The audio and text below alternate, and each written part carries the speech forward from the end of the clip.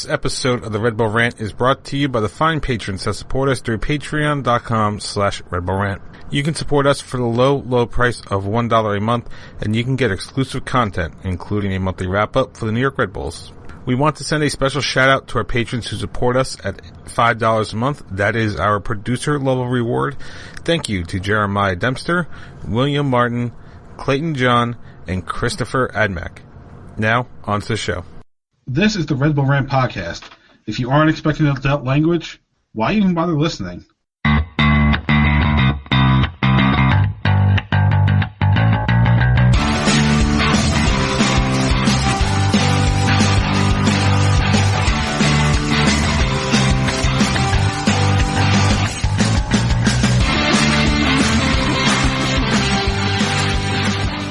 Welcome, my friends, to the show never ends. This is the Red Bull Rant podcast. I'm your host, Jason Ipico.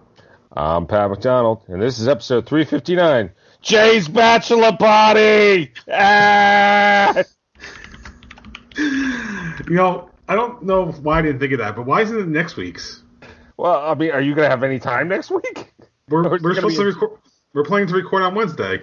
Oh, we're going to play... wait, I think I actually might have a shoot on Wednesday. So Wednesday I do have a shoot. Well, I guess you won't be there then. We'll call this Bachelor Party Part 1 then. It's Bachelor Party 2, and we get the second part next week. Yeah. So, yeah, in case you guys didn't figure out the cryptic stuff the last few weeks, I'm getting married on May 15th, so almost there. He's a terrible friend. It's during the union game. Hey, you know what? Truman was a terrible friend because it was also during a union game. The exact same game, actually. Red Bull's at the union. Yeah. So if we know if the union are playing Red Bulls on August 6th next year, then we know something's up. Yeah, because I planned this shit last year. I picked the date out over a year ago at this point. Mm-hmm. There's no way I could have planned this. Unless that's why I think it's a conspiracy. MLS knows what's going on, and they're like, we're going to put this game right on this day for him. We're going to put a rivalry game for each of the Red Bull Rants wedding. Yeah. They couldn't even put it at a time where like we could realistically watch it somehow before the wedding. No. They got to put like smack dab in the middle. Yeah. Oh, Jay and the Truman and I'll have it on our phone in the corner, that's for sure. Yeah, you better not tell me what's going on. No, we've already said we're going to tell the DJ every time they score, we're just going to have them play Twist and Shout. I haven't told them that yet, and I'm thinking it's a good idea not to tell them. I mean, I know everyone's jamming out to Rihanna, but we got to play Twist and Shout right now. No, actually, most of the stuff we put on the list is going to be like 50s, 60s, classic rock type stuff. That's fun too.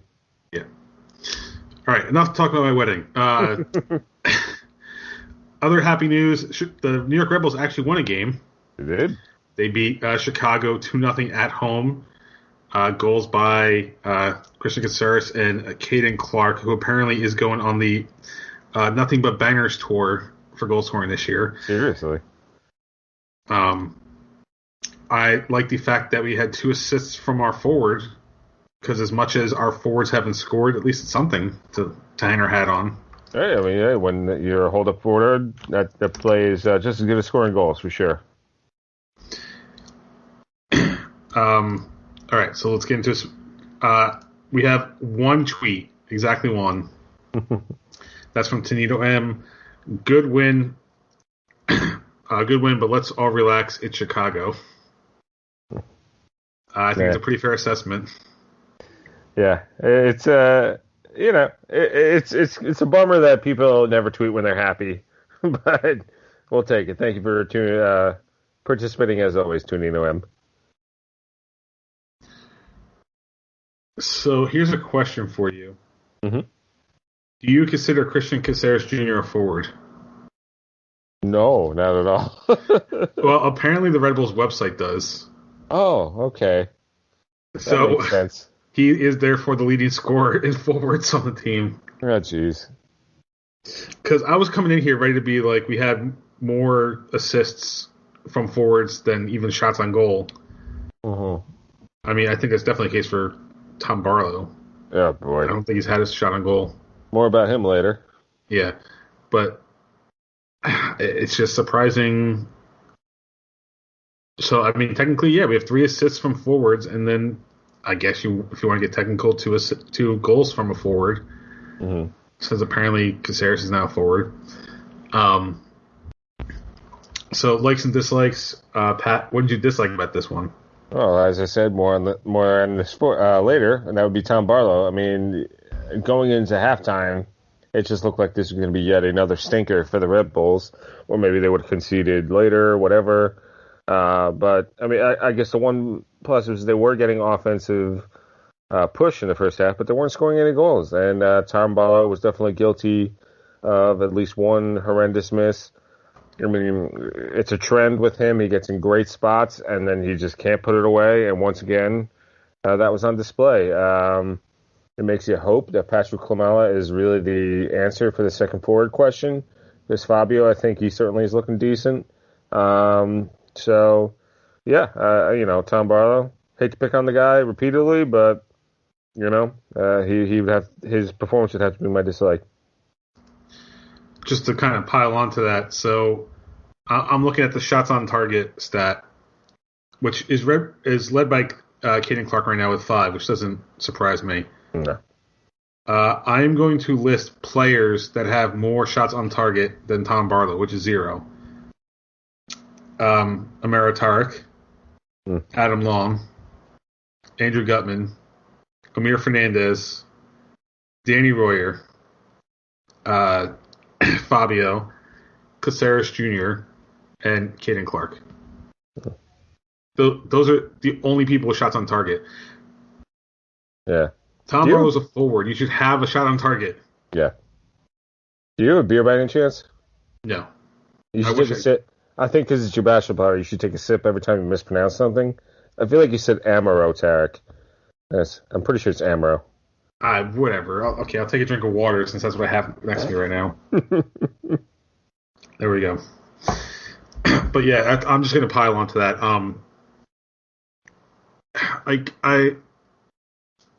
I get that sometimes you don't have great service, and the first half was a good example of that. Mm-hmm.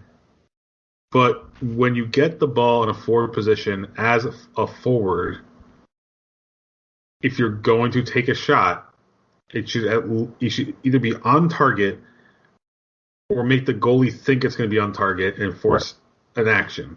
Mm-hmm. And that, I don't even know what to call that shot that he had in the first half that just went completely wide. But I mean, that's a pretty clear reason why he hasn't started until the first 2 games of the year. Yeah. No, it's unfortunate because, again, I think he even said last year there are a lot of things I like about his game, but it's just his ability to finish just, for whatever reason, is always lacking. Yeah. I mean, I don't even think he's broken 5 goals a year with this team. I'd have to look it up, and I don't know. Yeah. Well, let's see real quick. There he had a brace at least once last year. He had 3 goals last year. Okay. Let's see. Barlow had 3 goals in 19. I think 2018 was his first year. Mm-hmm. No, it actually appears like... Okay, sorry. So he's only been with the team for like a year and a half because I guess he came in the middle of 19. Yeah. So he had more goals in the second half of 2019, the same number of goals in 2019 that he did all of last year. Yeah. Yeah, if I recall, he scored on his debut in 2019 against Atlanta. Yeah. But it was like some weak header that just happened to get over the goalkeeper or something like that. Yeah. Just to continue on with my dislike, though, that whole first half, I mean, I understand we don't like playing with the ball because we can't do anything with it. Mm-hmm. But when Jesse Marsh was here, at least we turned it over in the opposing half of the field. Right. Mm-hmm. I mean, we would just turn it over wherever we had it, and that was not a good thing. Yeah. No, I mean, I do think there's kind of like a mentality around the Red Bulls that like Jesse Marsh can be replicated, and there are people who said it in the fandom as well. And I mean, now the guy's going on to be a coach in the Bundesliga. I think it's time to say put that thought to bed. Like that, there's just some system that you can plug any coach into. I know Jesse Marsh was a good coach. I mean, and he had good players. Yeah, that too. Absolutely, he did. You did have a better. I don't know if they scouted better back then. They did find better guys at the time. Although I will say, I still think Daniel Royer is probably one of the best, if not the best player on this team right now, and he comes off the bench. So who the hell knows? But I think we have this plug and play system, but no, it was far more refined. I think they're like, all we gotta do is press. That's the idea, and it's got to be a little bit more than that. Yeah, I mean, I think there was a clear drop off towards the end of the first half where they just lost energy from press / having to keep getting the ball back, and eventually it wears on you. I mean, thankfully it wore on Chicago more because otherwise that goal to open up the second half doesn't happen. Oh yeah, but I'm hoping at this point it's more not being in game shape than anything else, and that after a few more weeks that this team's fitness will improve. I'm really hoping it's the case because I know with COVID that they didn't get the same amount of time to work with everybody as they usually would have. Yeah. So I'm hoping that's what it really is in this case. So likes of the game, I think I mean Caden Clark's jump volley. I don't know why he decided he had to Karate Kid the ball into the back of the net, but I'll take it. I'm doubling down on that. The Karate Kick goal. I have no idea how that was so perfect.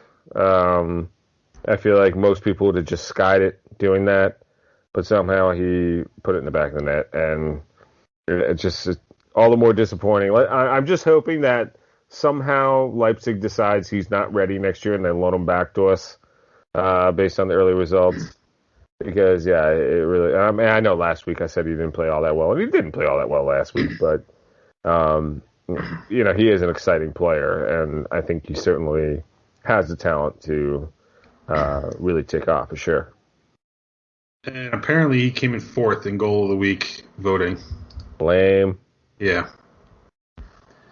I mean, one of the nominees basically slipped as kicking the ball in the counts. West Coast bias. No, Nani from Orlando won, so it's called East Coast bias. Florida bias. Yeah, Florida bias. I'll take that.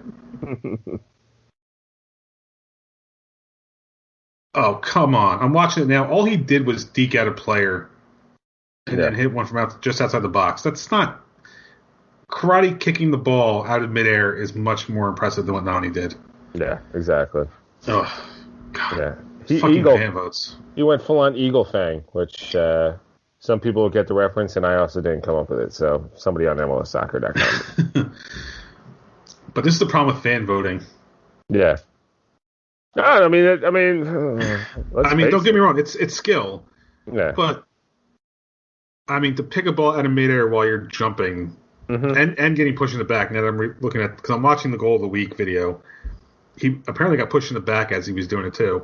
Like, come on, that's just impressive. Yeah. No, 100%. And I think the only thing that can be better than the fact that he scored that goal was the assist from Fabio. Absolutely. No, that's. I mean, if we're already moving on to our afterthoughts, I think Fabio definitely deserves a shout out for this game. Yes, he didn't get on the board. Yes, he kind of wished that one he hit off the post went in. But he again, assists are just as valuable as goals when you come right down to it. And hold up play in a forward is just as important as putting it back in the net. So I think he had a great game. I mean, it sucks that he's potentially only here, through June, correct? Yep. Hopefully we can get him a little longer if he keeps this level of play up. But he's definitely a promising player. Surprising me, to be honest. I'm pretty sure I was definitely not on the Fabio hype train, him coming out of the second division of Brazilian soccer. Yeah, honestly, I'm hoping, because MLS generally requires a buy option on their loan deals from coming out of the U.S. I'm really hoping that option is there and the Red Bulls exercise it. Because if this is how he is in preseason mode, or roughly preseason mode, and he would continue to get better, I don't care if he scores goals, honestly. I'm like you said, I'm perfectly fine with the striker that's sitting there and can hold up the play, let everybody else show up. I mean, that first goal on Saturday was all Fabio because he ran that ball down, literally held it in the box and waited for Caceres Jr. Like, when he made that pass, I honestly thought he missed the pass. And it wasn't until Caceres was in the box, and honestly, the replay from above the goal, where I realized that was his intention all along. He noticed Caceres coming in unmarked and laid it off and waited for that moment that made sense for Caceres to put in the back of the net. Yeah. Like, that kind of a thing is not something that's easily taught. It's almost just like an innate skill. And if he has that, that means he is a treasure that we may have just found. And I'd rather have him here and at least play hold up and provide something for our offense, because we haven't had a player like that. Actually, I don't think we've had a player like that since I started watching the team in 2011. But, I mean, definitely haven't had that in the last few years. I mean, Bradley Phillips was good, but he required service. He didn't have the skill to be a hold-up player. Right. Nothing wrong with that, but he also had players around him that could provide service, so he didn't need to provide that skill set. You could say to the latter portions, the last year or two of his career, Thierry Henry could provide service. I'd say that's the one closest to that possibility. Yeah, the last year or two was different, but I mean, for the most part, like the majority of his time with the Red Bulls, he didn't have to be that guy that held up play. He could just sit. He could just sit at the top of the 6-yard box and wait for the ball to show up. Yeah, and that's a skill set you can't teach either. But no, 100%. On a team where you don't have a genuine playmaker in the midfield that can spring that last pass on, having a guy that could, as a forward, who can be there, get to the ball, and hold it is a very valuable thing to have. Yeah. Well, I think in the second half we also did see the value of Caden Clark in the middle. So who knows? That might be a new wrinkle we'll see with the team going forward. Maybe. Yeah. I'm not sold on this team yet, but I'm seeing glimmers. Oh no, of course not. No, of course we're not sold on this team yet. Tonino M is correct. It was Chicago, and it was a bad first half. Yeah. But I'm seeing glimmers of good things, and that's providing a little bit of hope. Yeah. All right. Anything else we want to talk about with this game? No, I think that's it. Oh, what about the first shutout for Cornell? Yeah, sure. I mean, he had a few saves. It's not like he didn't do anything. Good for him. Yeah, I mean, that's another aspect I'm just not quite sold on yet. But yeah, again, it's good for him to get a shutout for sure. I mean, it's got to help after the first 2 games to get that. Yeah. If he can go full Luis after this, I'm good. Yeah, hopefully. We'll see. Yeah. All right, so prediction standings, we are still all tied for first. This time with 2 points. Ooh. Because we all got a win, but none of us got the score right. So that brings us to the next game, which is against Toronto FC. And Chris Armas' first time back to Red Bull Arena since being fired last year. That game is Saturday, May 8th, 1 p.m. on MSG or ESPN Plus if you're outside the area. Truman has already predicted a 2-1 win. So, Pat, you're up. What do you think will happen on Saturday? Well, it's going to be miserable weather. Apparently, I'm going to be going to the game. This is my first game I'm going to be going to the season. So, because of miserable weather, I say lower goal scorers, and because I'm going, I'm just going to have to be hopeful. So I'm going to say a 1-0 win. Toronto, I mean, let's face it, it's Chris Armas, and I feel like, he was very big on like the sudden great games and the sudden flukes. The fluky great games and then the crap afterwards, and I kind of feel like we've seen that with his early Champions League performance. And then, of course, they laid an egg against Cruz Azul. So, yeah, let's go 1-0. I really do not want to see Chris Armas win unless he return to our Red Bull Arena. That's for sure. Yeah, and if he does win, it's not a good sign because they have won one game all year, and that was the second leg of their round of 16 matchup against Lyon in the Champions League, which they squeaked out a 2-1 win. They lost 4-2 to start the season against Montreal. Yeah. And then tied Vancouver 2-2. And then lost to Cruz Azul, combined 4-1 aggregate over 2 legs. And we'll come back to that later. So, yeah, it's not necessarily a good thing. I'm hoping that we don't have the returning manager out for revenge type energy because it would suck.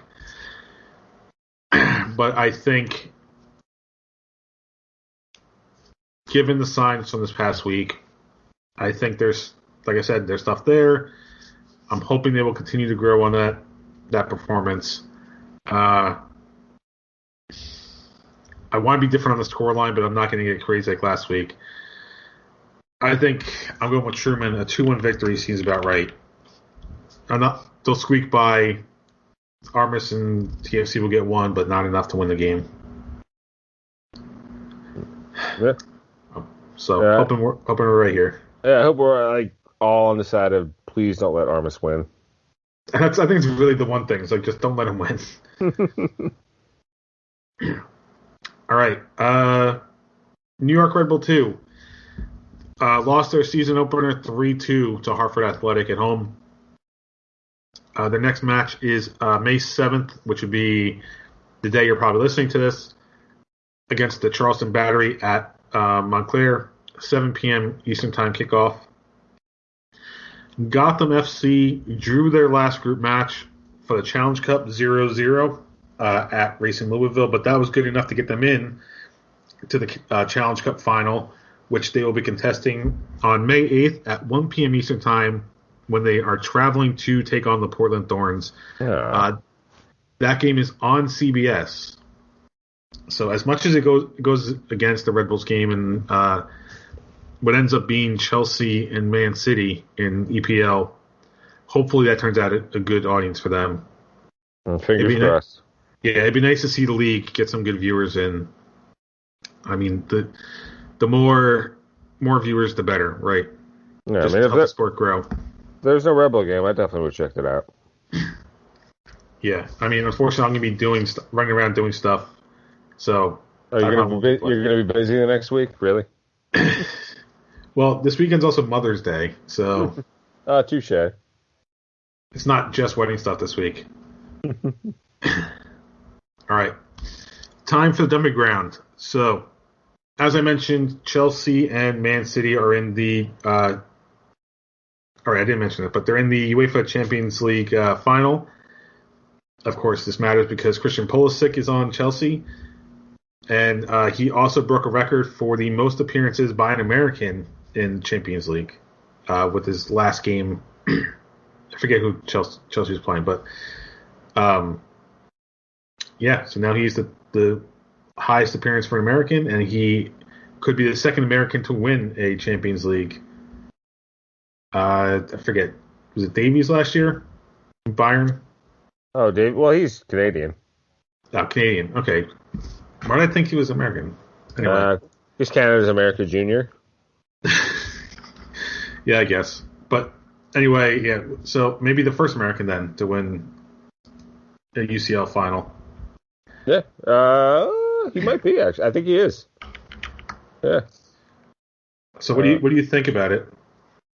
I mean, I kind of hope Zach Steffen's in goal somehow. I don't, so there'll be 2 Americans in the final. So that way, no matter what, a American would win. Well, I mean, technically, Steffen will probably be on the bench, so he'll want to medal anyway if if Man City wins. I guess I'd have to say I'm pulling for Chelsea though, just for the simple fact that Pulisic starts, Steffen doesn't.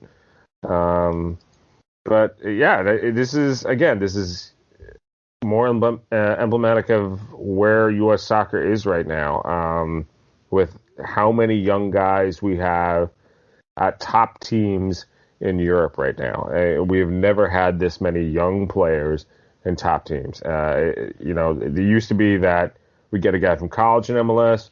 He'd play all right, and then he'd move over to Europe when he was like 25 years old, and it'd usually be like a mid-table club.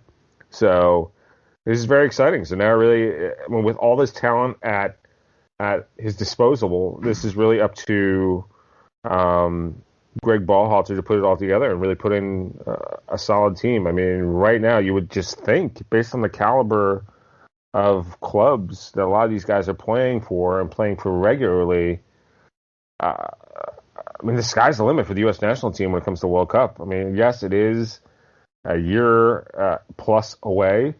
We still need to qualify. I think it'd be very foolish to take for granted that we will qualify, considering what happened in 2018. But I think we've got a great young squad right now that could really do some damage. It's just up to Greg Ballhalter to not fuck it up, that's for sure. It's kind of sad when the main task is to not fuck up a good thing. Yeah. I mean, I think the results for Greg Berhalter's performance overall have been positive, so I'll say that much.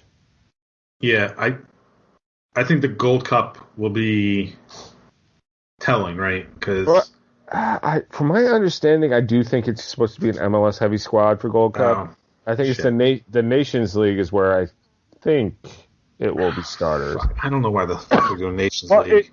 I mean, the thing is, Nations League was supposed to be done last year. I mean, that's the problem. And the further problem is, I believe World Cup qualifying, I think, starts right after that in September, if I'm not mistaken.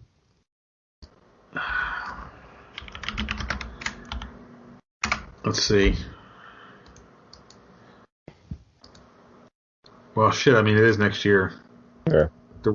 So that makes sense. Yeah, it's a very crowded schedule this summer because of COVID. Yeah, I can't see the schedule, but yeah, I forgot about all that stuff. Yeah. Okay, Mexico's gonna be sending a B team too, so. Okay, well then Nations League. That'll be that'll be it. So we got to beat Honduras and then presumably beat Mexico, unless Costa Rica pulls the upset.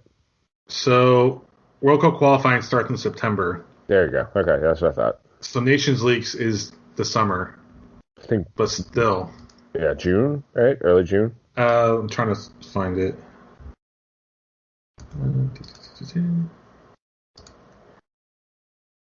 Okay, where's the schedule?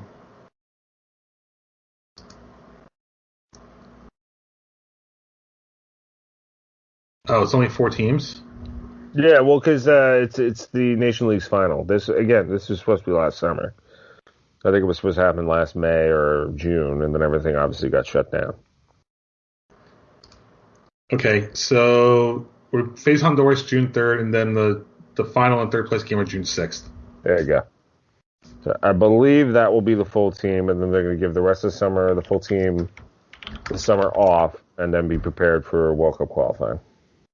Which does make sense, because ask them to play that plus a Gold Cup plus qualifying plus their club matches. That's a lot of stuff. They'll never rest. Yeah, absolutely. So and Gold Cup's in July. So yeah, and usually the Gold Cup before the World Cup is usually a B team anyway. I mean, I don't care. I love the B team Gold Cups anyway. I mean, I enjoy them. So whatever. All right. So I did have another thing I wanted to bring up. I saw this, I think it was yesterday or today, I can't remember when, but so NWSL-wise, there is a 15-year-old that is with the Portland Thorns by the name of Olivia Moultrie, and she filed a lawsuit against NWSL and their age restriction of 18 years minimum age to play, saying that it violates antitrust lawsuits, and that if she were a boy, she could be playing, as evidenced by 16-year-olds being able to play in MLS. So I think it's a very interesting case. I kind of hope she wins. Yeah, I think I'm board with that. I mean, if 16-year-old boys can play professionally in this country, there's no reason 16-year-old girls can't. As far as I know, she's doing this preemptively because she's only 15 now. Mhm. So if she doesn't do this now, then she wastes time later when she gets to be actually 16. Yeah, it doesn't make any sense if she can't play, especially if males can play at 16. I mean, come on. I mean, I know it was different time, but Freddie Adu played when he was 14. So, you know, there's no reason why she shouldn't be allowed to play. Yeah. But I know I read something about this. I do believe the antitrust issue has greater, there's a lot of other stuff that goes into that, because obviously all sports right now in America are protected, or despite the fact that they technically violate antitrust law, because in being closed systems in every sport, they, in a way, are trusts. They stop competition. Yeah. Mm-hmm. Where MLS is too, but I think they get around it because of. I don't know if MLS gets a specific exemption. I wonder if it's more. Well, I wonder if it's U.S. Soccer technically gets the exemption. No, I'm talking about NFL, MLB. Oh yeah, yeah. They all get exemptions. That's why the NBA can have a. You have to go to college for a year. That's why the NFL has 3 years out of high school. Yep. Yeah. So yeah, maybe it would have longer or farther-reaching implications than just the NWSL. You see Alabama get promoted into the NFL? You know, I was going to laugh, but that actually sounds interesting to have college teams get promoted into the NFL. That'd be interesting, right? It would. I mean, I think we talked before about how they could very easily make a 2-tier NFL system and make it work. There's probably a way you could do it, for sure. I mean, you have 16 teams right now. Yeah, baseball is definitely the sport that could probably pull out pro rel right now. But they'd have to eliminate, they would have to eliminate affiliates, essentially. Yeah. And those affiliates kind of exist because of the money from the parent clubs. A lot of those minor league teams probably won't exist if that was the case. True. All right. Anything else you want to talk about? No, that's it. All right. I just realized I forgot to play the sound effect for the dumping grounds. Oh well. Anyway, next on the agenda, it is Pat's betting corner.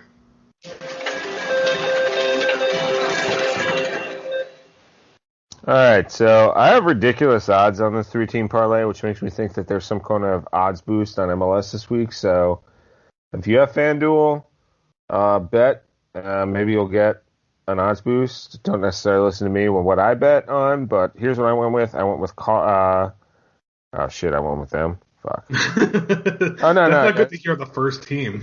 Oh yeah, no, this makes sense. That's right. I remember my thinking now. Yeah, Minnesota United. I know they're having a bad season, but they're going up against Colorado. I feel like that's the game they're gonna break out of their funk. Orlando City, I have over New York City, and I have Philadelphia over the lowly Chicago Fire. So that is your 3-team parlay for the week. Not even going with the Red Bulls in there. No. That's interesting. They did. I mean, to be fair, I went for them last week, and they won, but then I forget which one of my other bets lost. It might have been both the other ones. Just make sure you get your bets in before you come down here, because it is not legal yet in Maryland. Damn you, Maryland. Hey, we voted for it. We're just waiting for the legislature to pass the regulations. Of course, because that's how it works. Let's just drag everything out. Hey, I'm just happy the people voted for it. Oh, I agree. Thanks. All right. Thank New Jersey for finally getting the Supreme Court to say, yeah, sports betting is okay. Yeah, we can finally join the rest of the world in this stuff. Exactly. All right. Last segment, he's not here, but he did give us his pick. So it's time for Truman's terrible team of the week. That's terrible. And he gave it to 3 different teams together this week. Toronto FC, the Columbus Crew, and the Portland Timbers. All 3 of them lost their CCL matches on aggregate by a combined 2-leg score of 13-5. And he wanted to point out that the only reason Philadelphia made it to the CCL semifinals was because they were playing Atlanta United. So an MLS team had to advance out of that bracket. Yeah, it fucking sucks that the hope for MLS right now is Philly. Ugh. Ugh. Yeah, that's not fun. No, after the first round, I mean, I really thought maybe the MLS teams would at least not get embarrassed in CCL, but then they went ahead and just got shit on by Mexican teams because what else is new?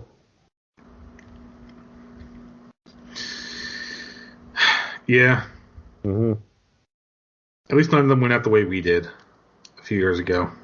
Oh, yeah. Well, well, there was the 1 year it sucked, but The semifinal where we came back in the second leg in the first 10 minutes and then just completely blew it.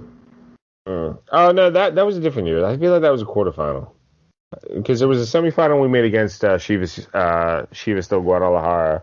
That's what I thought it was. No, because that one game we either drew. I want to say we lost 1-0 on the road, and then we either drew at home or lost 1-0 at home. So we played really, really well. Santos Laguna, that's what it was that year. That was a different year. But that Chivas year was that Chivas year. It was tough because we had that great series against Tijuana, where I believe we won 2-0 down in Tijuana. That was a rough year. Yeah. Yeah. Yeah, but the one I'm thinking of is against Santos Laguna, where we lost the first match 2-0.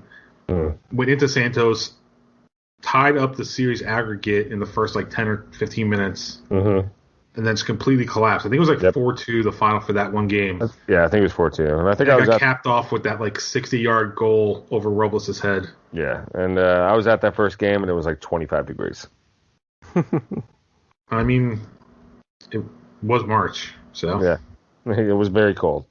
Yeah. All right. I think that does, unless you have anything else you want to talk about. No, that's it. All right. Then let's wrap this up. You can visit us patreon.com/Red Bull Rant. $1 a month is all we need, or all you need for exclusive content, such as our monthly wrap-up, live post-game, anything we decide to do. Hey, maybe we'll do something at the wedding. I don't know. We'll see. Yeah, we'll see. You can email us. Oh, shit. New season, same as the old. Just realized I forgot the fucking email. What? We have an email. Yeah, I knew about it too, and that's the worst part. All right. Got to read it. Sorry. Jeremiah Dempster. Sorry about this, buddy. True believers of the rant. That was certainly much better, wasn't it? I still don't think that's our best starting 11, but it was a lot closer. Amaya looked good, even if he wasn't fully fit. The rotations off the ball between midfield and the forwards was so much better. We limited chances to pretty much nothing. The most encouraging thing to me was that in some ways we looked almost better after all the substitutions. Fabio was excellent, and we missed him in the box, but other than that, we were on top of the game at a time when Chicago should have been pushing to get back into it. Did you have the same impression that Chicago was surprisingly dirty? And this is something I meant to talk about and I forgot. Barrick repeatedly tried to get Lawn sent off. He even kicked out of him at one point and caught him in the groin. Then Gutman got literally thrown into the sidewalls. Yeah. Were you surprised at that as I was? Either way, there's a lot to build on in the performance. It shockingly put us above the playoff line, which I know means absolutely nothing really at this point. But hey, I'll take it after losing the first two. Saying we're above the playoff line is a very optimistic take on it. Yeah, right. But hey, whatever. We need it. Yeah. But you know what? He does bring up something I forgot, that Chicago was a little dirty in this one. Oh, yeah. They had some nasty stuff. Sure. Not that the Red Bulls weren't physical, but it was a little different from Chicago. Yeah. And yeah, Adam Gutman absolutely got thrown into the ad board, and I have no idea it's not even a yellow. Yeah, that was some bullshit. And what surprised me was I was watching instant replay, and I don't know why I let it get to me, but none of the stuff that happened in the Red Bulls game got brought up on instant replay. Yeah. Well, what are you going to do, I guess? It's almost like the league wants to ignore it. Well, yeah, we're no longer their favorite stepchild like we were when we were bringing in Thierry Henry and Juan Pablo Anhal and all that good stuff. Yeah, I mean, I just realized this before we started recording. We only have 4 national games all year. Mm-hmm. And none on Unimas, so... None of them on Unimas! Okay, I'll have to make that a sound effect now. But yeah, we're definitely not one of the favorite teams anymore. I mean, that's fine with me, honestly. I'd rather have games in a way I can watch them, so... ESPN Plus, sure. I'll take it all year long. I want to be a favorite again, but we need players to do that. Or results, or both. Yeah, a bit of both. But honestly, I think because we're not one of the favorite teams, that's why we didn't see some cards come out in this game for some of this dirty behavior. Yeah, possible. Because, I mean, we all know that intentional or not, referees tend to favor certain teams and players because they're human. It happens. Yeah, for sure. But you would think if they're trained to stop shit from happening, this would be a perfect time to do it. But clearly this wasn't, in their opinion. Or they just didn't care to do it. So, yeah, definitely something I noticed. I'm not surprised that as soon as the ref doesn't stop the first few incidents, that it keeps happening. Mm-hmm. But hopefully this is not a trend that continues against the Red Bulls this year. Yeah, agreed. I need some calls. Yeah, physical play is fine, but not that dirty shit about throwing players and kicking at players' groins. Yeah, 100%. All right. Anyway, sorry. Let's finish this one up. You can email us like Jeremiah did, redbullrant@gmail.com. If you want to call us, leave us a voicemail. Have your voice heard on the show. 973-348-5329 is our voicemail number. On Facebook, facebook.com/redbullrant. On Twitter, @redbullrant for the show. At Dr. Stooch myself. Pat is now TBD. Don't know if he's going to return or not. At the Truman for Truman. Subscribe to our show via iTunes, Stitcher Radio, YouTube, SoundCloud, Spotify, Podbean, apparently. Anywhere you can find a podcast, you can find us. Last words before we get out of here. I'm going to the game. I'm going to be there in the miserable weather. Just win. Yeah. Let's do it. Just another win, please. All right. So for Pat and myself, this is episode number 359 of the Red Bull Rant. Thank you guys for tuning in, and as always, go Red Bulls. Later.